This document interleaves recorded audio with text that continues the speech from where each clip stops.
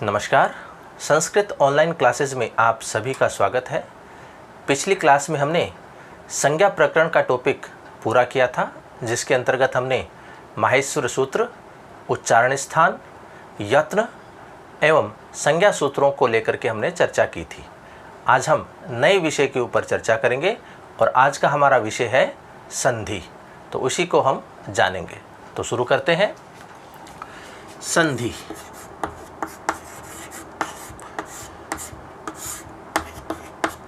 सबसे पहले हम संधि की परिभाषा को जानेंगे कि संधि किसे कहते हैं। तो संधि जो है वो है दो वर्णों के मेल से उत्पन्न विकार की प्रक्रिया को संधि कहते हैं। दो वर्णों के मेल से। अब यहाँ स्थिति होती है, दो वर्ण होते हैं, तब हम क्या करेंगे, उनका मेल करवाएंगे, आपस में उनका मिलाएंगे, तो उनमें क्या होगा, कोई न कोई विकार उत्पन्न होता है। तो इस पूरी प्रक्रिया का नाम ही क्या होता है, संधि होता है। संधि हमेशा दो वर्णों के मध्य में ही होती है। और संधि होगी कहाँ पर, ये जो प्लस का निशान है इसके आसपास जो दो वर्ण होते हैं उनके मध्य में ही संधि होती है। तो संधि की परिभाषा होती है दो वर्णों के मेल से उत्पन्न विकार की प्रक्रिया का नाम संधि होता है। अब देखिए, दो वर्ण होंगे, वो समान भी हो सकते हैं, असमान भी हो सकते हैं। जब दो पदार्थ अर्थात दो पदार्थ जब आपस में मिलते हैं तो निश्चित रूप से उसमें कोई न कोई परिवर्तन होता ही है, चाहे वो समान हो चाहे वो असमान हो। तो यहाँ हम वर्णों की बात कर रहे हैं, तो यहाँ वर्ण चाहे वो समान हो चाहे असमान हो, निश्चित रूप से जब वो दो वर्ण आपस में मिलेंगे तो एक नया वर्ण हमारे सामने प्रस्तुत होगा। तो ये जो हम प्रक्रिया करते हैं, इस प्रक्रिया का नाम ही क्या होता है, संधि होता है। तो संधि की परिभाषा हमने जानी कि दो वर्णों के मेल से उत्पन्न विकार की प्रक्रिया का नाम संधि होता है। तो ये तो हुई परिभाषा। अब हम बात करते हैं संधि के भेद की, कि संधि जो होती है वो कितने प्रकार की होती है। तो संधि जो है वो मूलतः तीन प्रकार की होती है। हम संस्कृत के अंतर्गत संधि की बात कर रहे हैं, तो संधि जो है मूल रूप से कितने प्रकार की होती है, तीन प्रकार की होती है। वो तीन प्रकार कौन कौन से हैं, तो सबसे पहले आता है बात अच संधि की। सबसे पहली संधि है अच संधि। दूसरा जो प्रकार है वो है हल संधि। और तीसरा जो है वो है स्वादि संधि। अच संधि जो होती है उसको हम हिंदी में क्या बोलते हैं, स्वर संधि कहते हैं। हल संधि जो है उसे हम व्यंजन संधि कहते हैं। और स्वादि जो संधि है उसे हम विसर्ग संधि कहते हैं।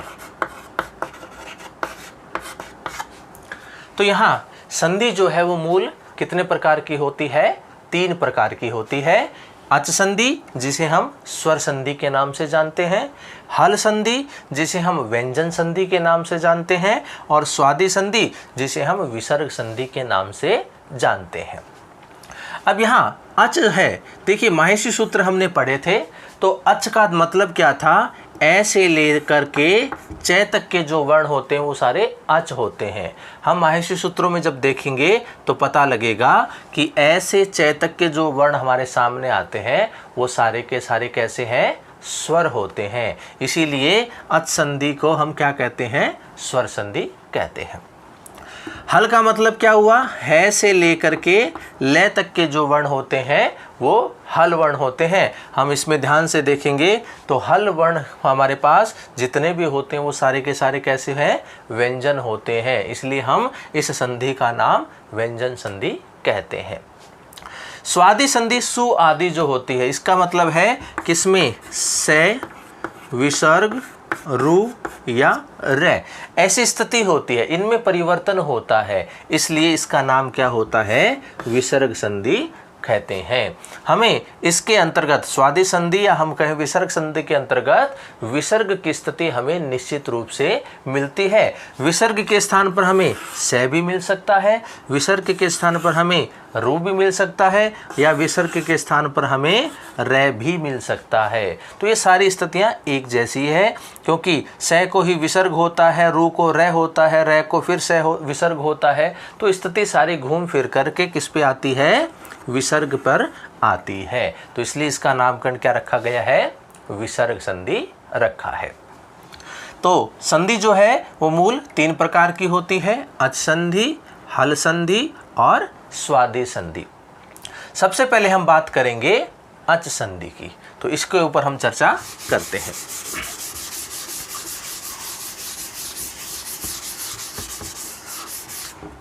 अच संधि,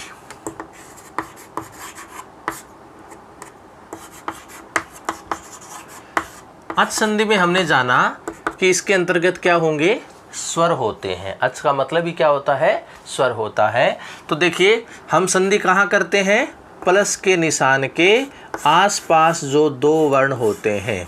इसका मतलब ये हुआ कि पहले वाले शब्द का अंतिम अक्षर और दूसरे वाले शब्द का पहला अक्षर, इन दोनों के मध्य में क्या होती है, संधि होती है। हमारे पास ऐसी स्थिति होती है, एक शब्द और 2 शब्द, तो पहले वाला शब्द का अंतिम अक्षर और दूसरे वाले शब्द का पहला अक्षर, इन दोनों के मध्य में ही हमेशा संधि होती है। तो हम बात कर रहे हैं अच संधि की। तो अच संधि हम जब भी करते हैं तो ये जो 2 वर्ण होते हैं, पहले वाले शब्द का अंतिम वर्ण और दूसरे वाले शब्द का पहला वर्ण, ये सदैव ही हमें कैसे मिलेंगे, अच मिलेंगे। अर्थात दोनों ही वर्ण कैसे होंगे, वो अच ही होंगे। तो यहाँ हमें इन 2 वर्णों को देख करके पता लग सकता है कि यहाँ संधि कौन सी हो रही है, कि अर्थात यहाँ पर स्वर संधि अर्थात अच संधि है या फिर हल संधि है। तो अच संधि के अंतर्गत ये जो 2 वर्ण होते हैं, ये दोनों के दोनों कैसे होंगे, वो अच ही होंगे। तो इस प्रकार से ये अच संधि हम करेंगे। अब हम बात करते हैं कि ये जो अच संधि होती है ये कितने प्रकार की होती है। तो अच जो संधि है वो 8 प्रकार की होती है। कितने प्रकार की होती है, 8 प्रकार की होती है। वो 8 प्रकार कौन कौन से हैं उनको जान लेते हैं। तो सबसे पहले आता है यण संधि, दूसरा है गुण संधि, तीसरा है अयादि संधि, चौथा है वृद्धि संधि, 5वां है दीर्घ संधि। ये जो 5 रूप हमारे अच संधि के हैं, ये हम अक्सर पढ़ते आते हैं, लगातार हम इनका अध्ययन करते हैं। यण संधि, गुण संधि, अयादि संधि, वृद्धि संधि और दीर्घ संधि। आगे की जो 3 और संधियां हैं वो आती है पूर्व रूप संधि, पररूप संधि और अंतिम है प्रकृति भाव संधि। तो इस प्रकार से अच संधि जो होती है वो कुल 8 प्रकार की होती है। तो सबसे पहले है यण संधि, फिर है गुण संधि, फिर है अयादि संधि, फिर है वृद्धि संधि, फिर है दीर्घ संधि, फिर पूर्व रूप संधि, पररूप संधि और अंतिम 8वीं जो अच संधि है वो है प्रकृति भाव संधि। तो इन 8 अच संधि का हम अध्ययन बारी बारी से करेंगे। आज हम शुरुआत करते हैं यण संधि को लेकर के। तो आज हम अभी अध्ययन करेंगे यण संधि का। तो देखिए अच संधि में सबसे पहला जो भाग है हमारा वो है यण संधि का।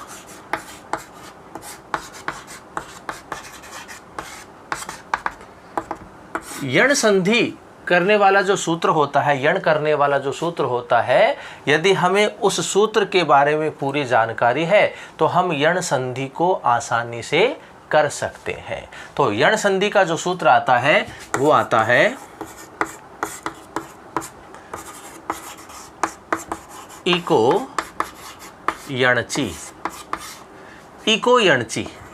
अब देखिए नाम से ही सब कुछ स्पष्ट हो जाएगा कि इसमें क्या क्या होता है और क्या करना होता है, किस प्रकार से हम यण संधि से युक्त शब्दों का निर्माण करते हैं। तो देखिए यण संधि का जो सूत्र है वो है इको यणची, इको यणची। इस शब्द को हम देखेंगे ध्यान से तो इसके अंतर्गत हमें 3 शब्द दिखाई देते हैं। वो कौन कौन से हैं? सबसे पहले है इक, फिर है यण और फिर है अच। ये 3 शब्द हैं, इक, यण और अच। तो ये जो सूत्र है इको यणची, ये क्या कहता है कि इक के स्थान पर यण आदेश होता है अच परे होने पर। इक स्थाने यणशात अच परत्वात्, ऐसी स्थिति होती है। तो ये जो सूत्र है क्या कहता है, इक स्थाने अर्थात इक के स्थान पर यणशात, यण आदेश होता है अचि अर्थात अच परे होने पर। अब देखिए क्या कहता है, वैसा वैसा हम यहाँ लिखते हैं कि इक के स्थान पर, इक के स्थान पर, तो स्थान हम इस प्रकार से दिखाएं कि इक के स्थान पर यण आदेश होता है। कब होगा? जब उससे परे क्या हो? अच हो। तो यहाँ पर क्या स्थिति बनती है? ये स्थिति बनती है कि इक के स्थान पर हम यण आदेश करेंगे, लेकिन कब करेंगे? जब इक के बाद में कोई क्या हो?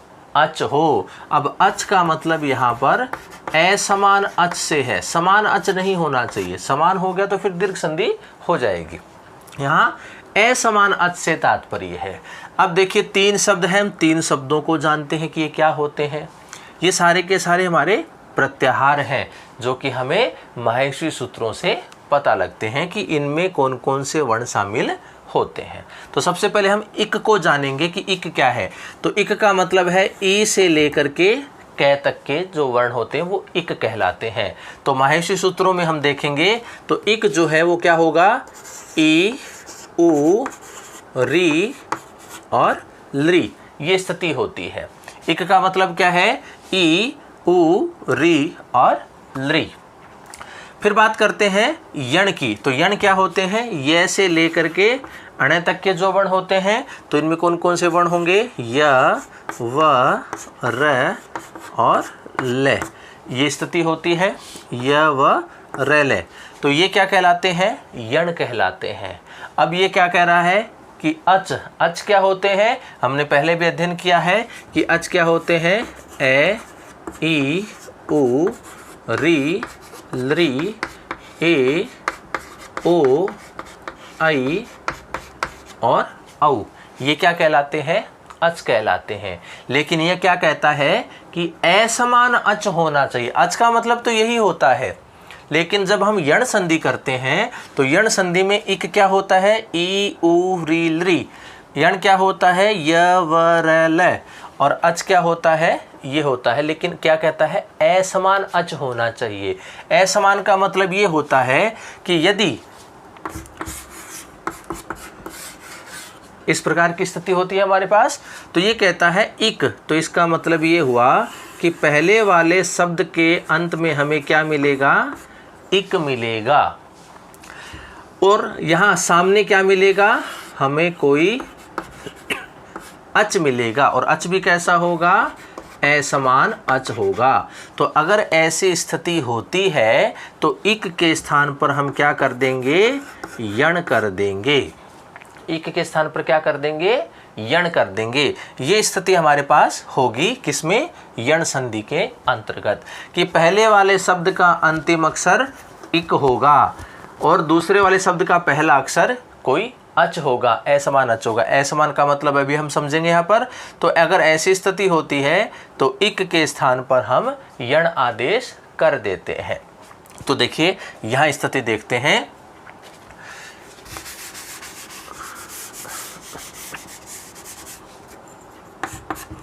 ये क्या कहता है? इक के स्थान पर। तो इक का मतलब ये होता है, यण का मतलब ये होता है, अच ये होता है, लेकिन असमान हम अच करेंगे। अब देखिए ये कहता है असमान का मतलब ये होगा कि अगर पहले वाले शब्द का अंतिम अक्षर इक में से ई है तो उसके सामने अच में ई नहीं होना चाहिए। अगर ई हो जाएगा, चाहे वो ह्रस्व रूप हो चाहे दीर्घ रूप हो, अगर ऐसी स्थिति हो जाती है तो वहाँ फिर यण संधि नहीं होगी। इसीलिए हमने यहाँ क्या लिखा है, असमान, मतलब ई के सामने ई को छोड़ करके इनमें से कोई भी स्वर हो सकता है। इसी प्रकार ऊ की बात करें, अगर पहले वाले शब्द के अंत में ऊ है, इक में से ऊ है, तो उसके सामने ऊ को छोड़ करके इनमें से कोई भी वर्ण हो सकता है। अगर यहाँ री है, अगर इक में से री अगर अंत में आता है पहले वाले शब्द के अंत में, तो उसके बाद में री को छोड़ करके कोई भी स्वर आ सकता है। इसी प्रकार से लरी की स्थिति है, यदि यहाँ लरी होता है तो उसके बाद में लरी को छोड़ करके कोई भी स्वर हो सकता है। तो ये है असमान की स्थिति, मतलब आमने सामने दोनों समान स्वर नहीं होने चाहिए, चाहे वो ह्रस्व रूप हो चाहे वो दीर्घ रूप हो। तो ऐसी स्थिति क्या होती है, यण संधि में होती है। अगर देखिए पहले वाले शब्द के अंत में ई आ जाए, पहले वाले शब्द के अंत में यदि ई होता है और उसके बाद इनमें से कोई भी स्वर हो ई को छोड़ करके, तो हम क्या करेंगे, ई के स्थान पर यह आदेश कर देंगे। किसकी मदद से, इस सूत्र की सहायता से।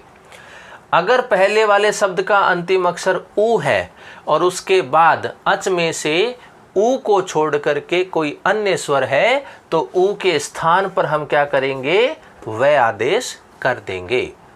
इसी प्रकार री की बात करें, अगर पहले वाले शब्द का अंतिम अक्षर री है और उसके बाद री को छोड़ करके कोई अन्य स्वर है, तो री के स्थान पर क्या कर देंगे, हम रे आदेश कर देंगे।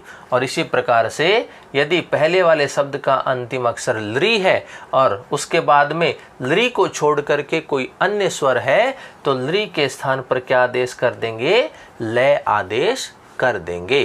तो यही है हमारी यण संधि। और यण संधि का सूत्र क्या आता है, इको यणचि, इक के स्थान पर यण आदेश होता है अच परे होने पर, और अच का मतलब है असमान अच, तो असमान अच परे होने पर। तो ऐसी स्थिति होगी तो हम इस प्रकार से इसमें परिवर्तन कर देंगे। तो हमारी यण संधि यही है, इक के स्थान पर यण आदेश होता है अच परे होने पर। अब देखिए इसी चीज को हम उदाहरणों से स्पष्ट करते हैं और देखते हैं किस प्रकार से शब्द का निर्माण होता है। तो देखिए, बस हमें इस नियम को याद रखना है। अगर ये नियम हमें याद है तो इसका मतलब है ये यण संधि हम आसानी से कर सकते हैं। और इस सूत्र का मतलब हमें यदि पता है तो हम कोई भी उदाहरण यण संधि का आसानी से कर सकते हैं। तो देखिए उदाहरण से हम स्पष्ट करेंगे इन चीज़ों को।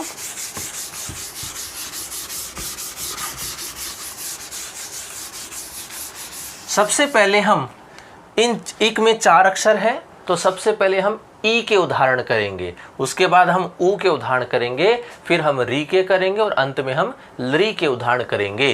तो हम सबसे पहले ई के उदाहरण लेते हैं, जहां हमें पहले वाले शब्द का अंतिम अक्षर क्या मिलेगा, ई मिलेगा, चाहे वो ह्रस्व रूप हो या फिर दीर्घ रूप हो। इसके बाद में हमें दूसरे वाले शब्द का पहला अक्षर क्या मिलेगा, कोई अच मिलेगा, और वो भी अच कैसा होगा, असमान होगा। तो यदि यहाँ पर ई होता है तो हम इस सूत्र की सहायता से क्या कर देंगे, ई के स्थान पर यह आदेश कर देंगे। तो देखिए इसी नियम के ऊपर हम कुछ उदाहरण को करते हैं। जैसे हमारे पास उदाहरण है, यदि प्लस अपि, यदि प्लस अपि। अब देखिए एक शब्द ये है, दूसरा शब्द ये है। अब संधि कहाँ होगी, संधि होगी इस प्लस के निशान के आसपास जो 2 वर्ण होते हैं उनमें होती है। तो हम 2 वर्णों को अलग निकाल लेते हैं ताकि हमें संधि करने में आसानी हो। तो देखिए पहले वाले शब्द का अंतिम अक्षर क्या है, इसमें ई है। कैसी ई है, छोटी ई है, क्योंकि छोटी की मात्रा है तो अंतिम वर्ण जो होगा वो छोटी ई है। तो इस छोटी ई को हम बाहर निकाल लेते हैं। जब छोटी इस में से बाहर निकल गई तो यहाँ क्या बच गया, द जो है वो आधा बचा। उससे पहले क्या है, ये लिखा हुआ है वो ऐसा कैसा रह जाएगा, ये प्लस का निशान, इसमें दूसरे वाले शब्द में हम पहला अक्षर बाहर निकाल लें क्योंकि संधि के लिए यही ज़रूरी है, और आगे क्या बचा हुआ है, पी बचा हुआ है। अब देखिए हमारे सामने ये स्थिति है। अब हम देखेंगे प्लस के निशान के आसपास जो दो वर्ण है वो स्थिति देखेंगे क्या है। तो देखिए पहले वाले शब्द का अंतिम अक्षर क्या है, ई है, तो हमें इक में से, इक क्या होते हैं, ई उ री और लरी, हम ई के उदाहरण कर रहे हैं, तो इसका मतलब है पहले वाले शब्द का अंतिम अक्षर हमें क्या मिलना चाहिए, ई मिलना चाहिए। तो हमारे पास यहाँ पर ई है। फिर कहता है अच परे होने पर, अच में कहा हमने असमान अच होना चाहिए, असमान स्वर होना चाहिए। तो यहाँ पर देखिए ई के सामने ई नहीं होना चाहिए, बाकी कोई भी स्वर आ सकता है। तो यहाँ ई के सामने क्या आ गया, ए आ गया। तो ए कैसा है, असमान हुआ इससे। तो हमारी दूसरी जो कंडीशन है वो भी पूरी हो रही है। तो जब दोनों स्थितियां पूरी हो रही है तो हम क्या करते हैं, इस नियम से या इस सूत्र की सहायता से इक के स्थान पर यण कर देते हैं। इसका मतलब हुआ कि ई के स्थान पर हमें क्या करना है, यह करना है। तो देखिए इस सूत्र से हमने ई के स्थान पर क्या लिख दिया, यह लिख दिया। अब स्थिति हमारे पास क्या बन गई, ये द लिखा हुआ है, ये भी लिखा हुआ है, और ये ए लिखा हुआ है, और ये पी। परिवर्तन हमें कहाँ करना है, केवल इक में ही करना है, आगे जो अच है उसमें कोई परिवर्तन नहीं करना। तो अभी हमारे पास ये स्थिति बन गई। अब हम क्या करेंगे, इसका वर्ण सम्मेलन करेंगे, आपस में इनको जोड़ेंगे। तो देखिए जो पहला अक्षर होता है जो जैसा है वैसा का वैसा रहता है। अब देखिए आगे क्या है, द और ये दोनों आधे अक्षर हैं।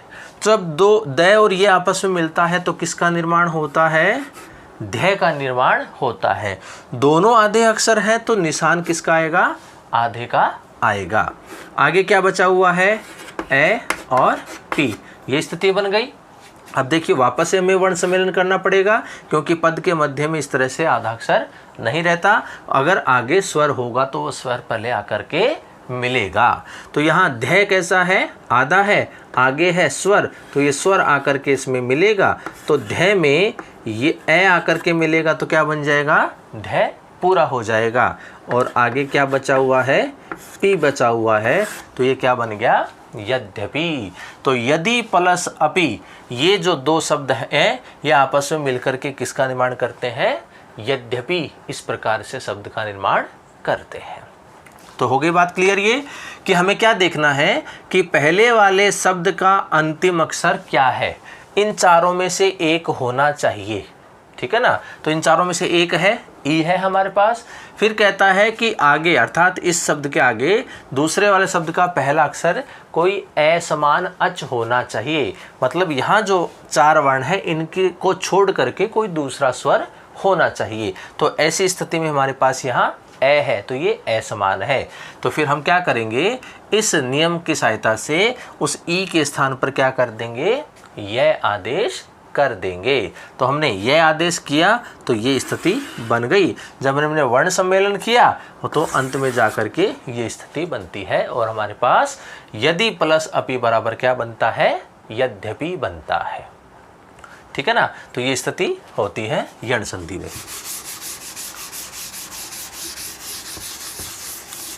एक उदाहरण और देखिए,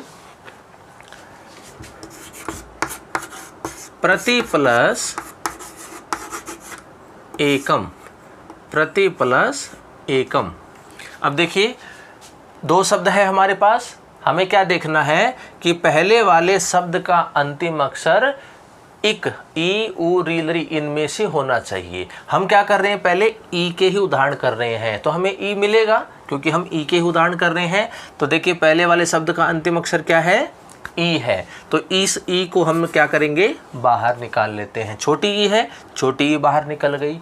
जिस भी किसी वर्ण में से स्वर बाहर निकल जाता है तो उनमें जो बचा हुआ वर्ण होता है वो हमेशा आधा होता है। तो देखिए इस ती में से ई बाहर निकल गया तो यहाँ क्या बच गया, तय आधा बच गया। पहला अक्षर प्र है वो ऐसी की ऐसी स्थिति इसकी बनी रहेगी। आगे क्या है, ए है, तो इस ए को हमने बाहर निकाल लिया। आगे जो बचा हुआ है वो क्या है, कम। इस तरह की स्थिति बची हुई है। अब हम क्या करेंगे, देखिए पहले वाले शब्द का अंतिम अक्षर ई है जो कि हमें चाहिए था, और उसके बाद कोई असमान स्वर होना चाहिए जो कि है। ई को छोड़ करके कोई भी स्वर आए तो वो असमान स्थिति होगी, हमारे पास ऐसा है। तो अब हम इस सूत्र की सहायता से क्या करेंगे, इस ई के स्थान पर क्या कर देंगे, यह आदेश कर देंगे, और जो बची हुई स्थिति है उनको वैसा का वैसा हम लिख देंगे।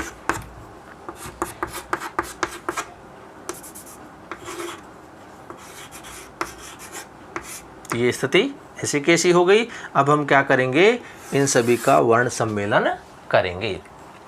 तो पहला अक्षर जो होता है वो वैसा का वैसा होगा, तो प्र जो है वो प्र हो गया।